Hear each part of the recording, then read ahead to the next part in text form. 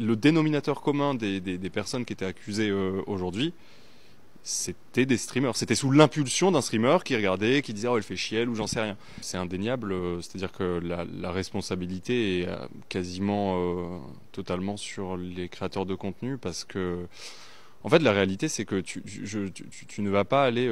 Enfin, je me mets à la place d'un harceleur. Tu ne vas pas aller harceler quelqu'un comme ça si tu n'as pas un élément déclencheur. Si jamais tout le monde dit « tout va bien avec cette personne, laissez-la tranquille », il n'y a pas trop de raison. Ça va arriver peut-être 1, 2, 3 messages, j'en sais rien, mais pas des centaines de milliers, certainement pas.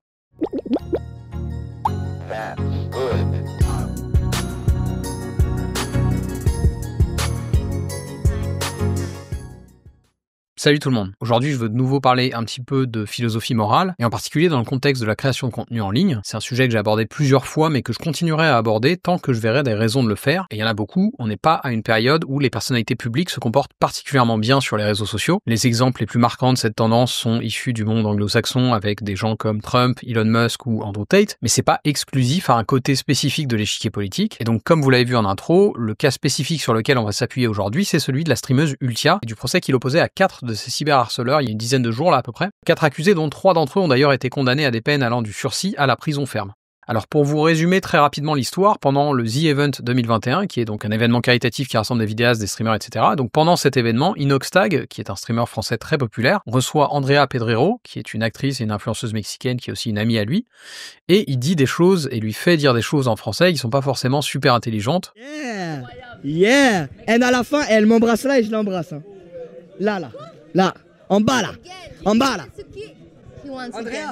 tu m'embrasses en bas. Là-dessus, donc Ultia, qui est une autre streameuse française qui participe à l'événement, trouve ça pas top et le fait savoir. Personnellement, je pense qu'elle a eu raison. Inox, c'est un streamer qui est jeune, qui a un public jeune. Je pense que c'est pas un super exemple à donner que d'inviter une meuf pas francophone et d'enchaîner les commentaires graveleux à son sujet devant une audience francophone. Et d'ailleurs, la situation s'est pas du tout envenimée sur le moment, puisque les deux streamers en ont discuté ensemble le jour même et qu'Inoxtag s'est excusé, etc. C'est pas que toi et elle. Ouais. C'est pas juste ça. Non, mais ça va beaucoup plus loin que ça en fait. Ouais, c'est juste. On en parlera plus tard si tu veux, mais merci, j'apprécie tes excuses. Non, mais merci à toi, je suis désolé encore une fois. Mais aucun problème, t'inquiète mec. On pourrait donc se dire non-événement, fin de l'histoire, mais en fait non, vous vous en doutez, puisque près de 4 ans après, il y a donc ce procès récent qui est lié à tout ça, et qui implique des hommes, plutôt jeunes, qui ne sont pas streamers eux-mêmes, mais qui sont en revanche des spectateurs et utilisateurs habitués de Twitch, la plus grande plateforme de stream. Je vous donne quelques exemples de phrases reçues par Ultia, et pour lesquelles ces messieurs ont été condamnés. J'espère que tu te fais violer en sortant de chez toi, que quelqu'un t'étrangle et te fracasse la gueule. Sans toi, le monde n'irait que mieux, et je dis tout haut ce que tout le monde pense tout bas. Arrête de dire de la merde, en fait, t'es personne, tu es ridicule au possible, sale pute, va te faire violer.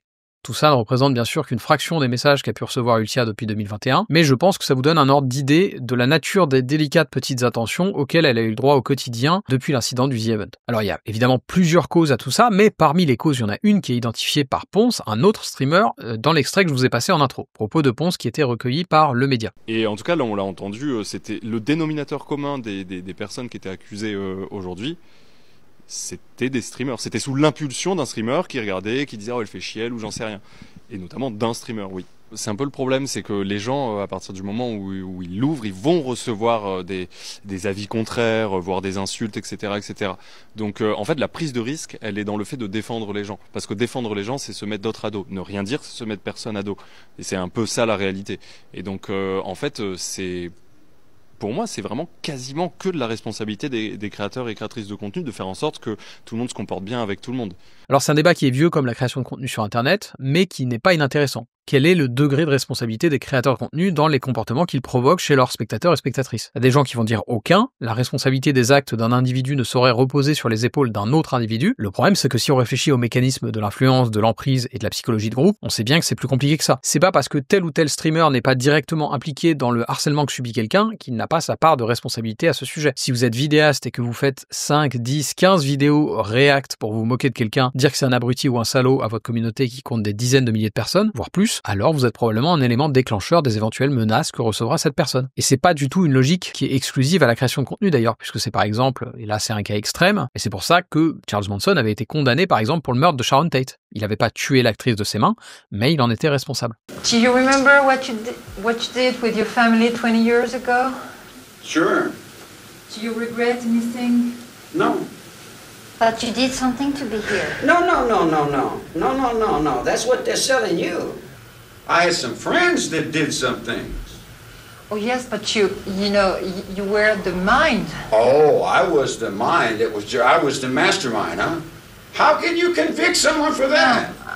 Alors évidemment c'est un cas extrême, et je suis pas en train de dire que les vidéastes spécialistes du React toxique sont des Charles Manson. En revanche, ce que je dis c'est que c'est pas parce que vous n'êtes pas directement impliqué dans un acte immoral, ou illégal, ou les deux, que vous n'en êtes pas au moins partiellement responsable. Et dans le cas du harcèlement d'Ultia, c'est visiblement ce qui s'est passé. En tout cas si je comprends bien les propos de Ponce, c'est apparemment certains membres de la communauté d'un streamer en particulier qui se sont montrés orduriers, grossiers, menaçants, etc. avec Ultia. Et donc se pose la question, que faire? Les vidéastes, streamers, etc. sont-ils en mesure de faire proactivement des choses pour éviter que des situations comme ça se reproduisent? Et là encore, Ponce disait des choses intéressantes au micro du média.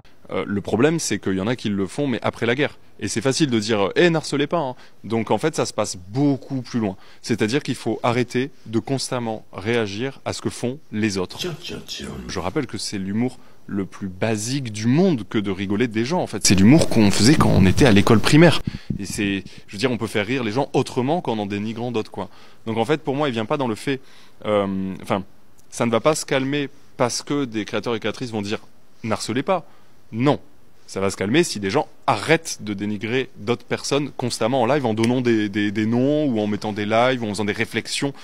Et surtout des réflexions qui durent pendant longtemps. Ici, Ponce nous explique qu'il y aurait potentiellement un lien entre le format React en direct sur Twitch et les problèmes de comportement d'une partie du public de ce type de format. Bon, évidemment, moi, ça ne m'étonne pas du tout, et ce pour une raison simple, même moi, à ma toute petite échelle, j'ai déjà pu l'observer. Évidemment, dans mon cas, c'était dans des proportions minuscules, puis surtout, il n'y avait pas de composante sexiste, mais dans le cas d'Ultia, qui a une audience très importante, c'est démultiplié. À tel point que pour elle, ça se compte en dizaines de milliers de messages exécrables reçus au cours de ces 4 dernières années. Rendez-vous compte, c'est un problème quotidien pour elle. Et ces comportements, ils sont au moins en partie imputables à cette tendance au React, c'est ce que mentionne Ponce dans l'extrait qu'on vient de regarder. Et il a raison sur toute la ligne. Se réunir en groupe pour se moquer des autres, c'est un comportement puéril, c'est un comportement de collégien, et c'est moralement questionnable. C'est moralement questionnable parce que nul n'est censé ignorer, une fois passé l'adolescence, que nos actes et nos comportements ont des conséquences, et que quand bien même les conséquences néfastes de nos actes, en particulier en tant que créateur de contenu, ne font pas partie de nos intentions, si elles sont envisageables, si on peut les concevoir, alors on porte une part de responsabilité à leur sujet. Autrement dit, si je me comporte en tant que créateur de contenu d'une manière qui est propice à générer du harcèlement, je peux pas faire l'étonner derrière quand le harcèlement se produit et simplement dire « Ah non, mais moi c'est pas ce que je souhaite, c'est pas mon intention » pour me dédouaner de toute responsabilité. J'ai une citation philo super courte à vous lire à ce sujet qui est tirée du très célèbre papier d'Elisabeth Anscombe, La philosophie morale moderne, une philosophe à qui on doit d'ailleurs le terme conséquentialiste.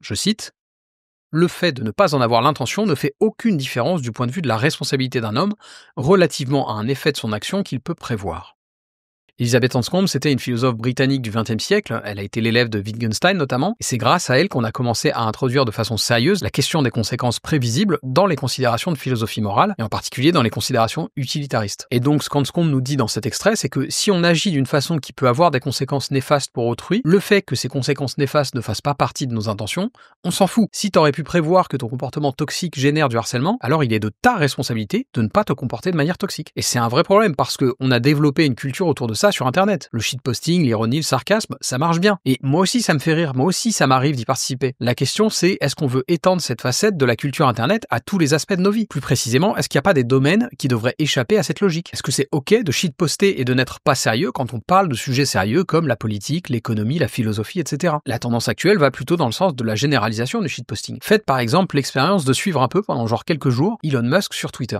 Enfin sur X. C'est de la folie. Le compte Twitter de Musk, c'est le journal de bord d'un déséquilibré. Vraiment. Un déséquilibré qui en plus est addict à la kétamine. Et ces tendances à l'ironie et à la toxicité permanente, elles se limitent d'ailleurs pas à nos réseaux sociaux. Regardez la séquence de Moix où il crache sur les joueurs de jeux vidéo. C'est du ragebait pur. Ce qu'il veut, c'est qu'on parle de lui. Ce qu'il veut, c'est exister médiatiquement, quitte à se montrer détestable. Parce qu'il a bien compris que les émotions, en particulier les émotions négatives, sont un moteur puissant pour générer de l'engagement. Et que donc, du point de vue médiatique, c'est bon pour lui. J'appelle tout adulte de plus de 25 ans qui joue à ça un demeuré.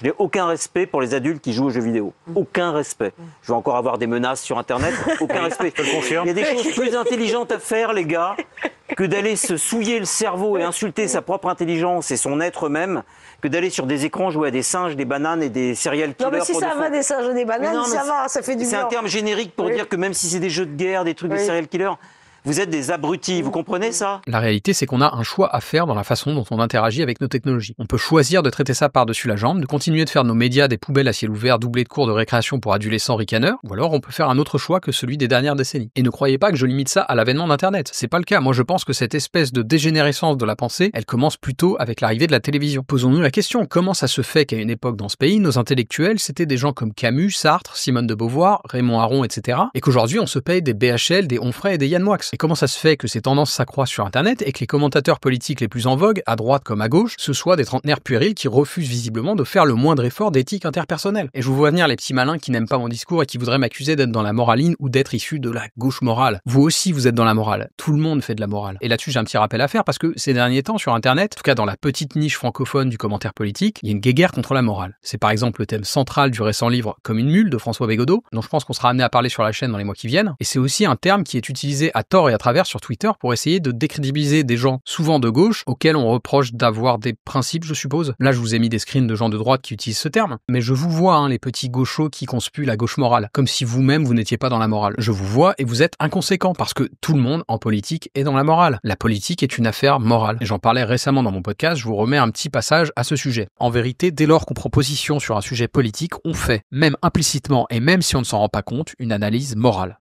Vous ne voulez pas faire de morale, votre seule option c'est d'arrêter de parler de politique. Si vous avez une opinion sur le moindre fait social ou le moindre fait politique, cette opinion est fondée sur des considérations morales. Et je mets quiconque au défi de trouver un contre-exemple valable.